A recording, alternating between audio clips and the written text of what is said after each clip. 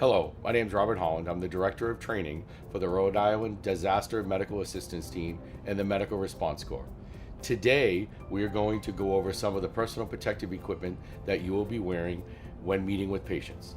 And additionally, we will discuss when you can reuse equipment and how to properly reuse it.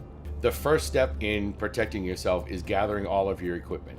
You may need to gather a gown, a hair cover or a head bonnet, protective gloves, an N95 mask, and a face shield that will go on once you're totally dressed out.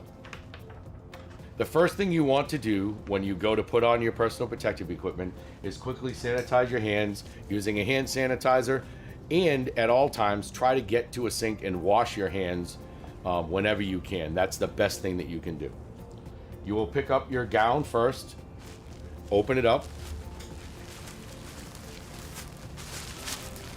slide your arms in,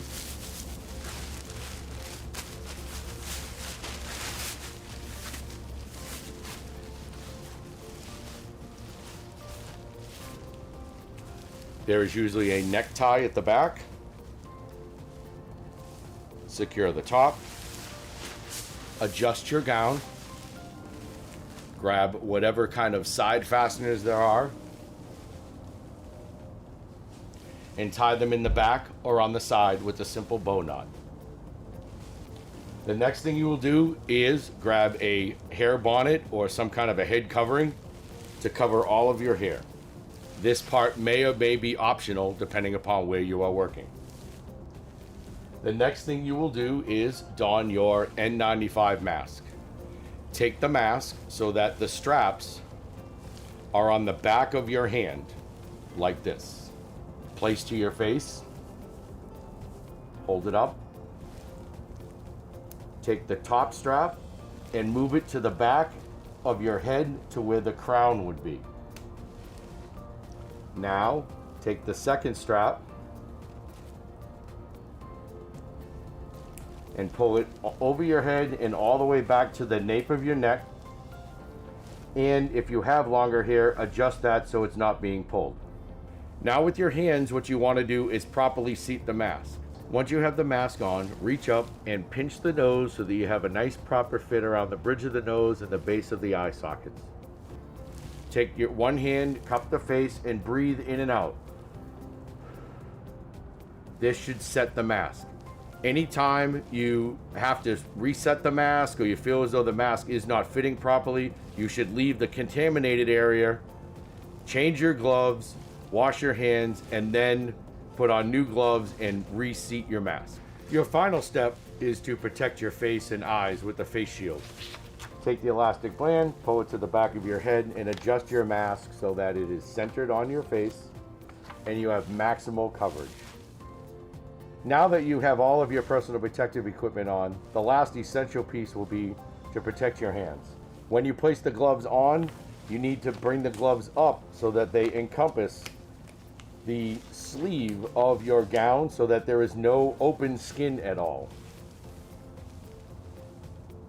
Jewelry of any type like wristwatches will make this even harder, so you may want to take that off if you're going to be working in this environment for extended periods of time. And now you are properly protected to go in and make patient contact. Now that you've exited the isolation area, the first thing you want to do is use hand sanitizer even with your gloves on, and sanitize your gloves prior to removing them. This will protect your hands from when you start to touch other parts of your body that may be contaminated. First thing you'll do is take off your face shield, take this off, and discard it into the appropriate receptacle. The next thing you can do is reach up, grab the inside of your gown on either side, like you're hugging yourself, and pull it down.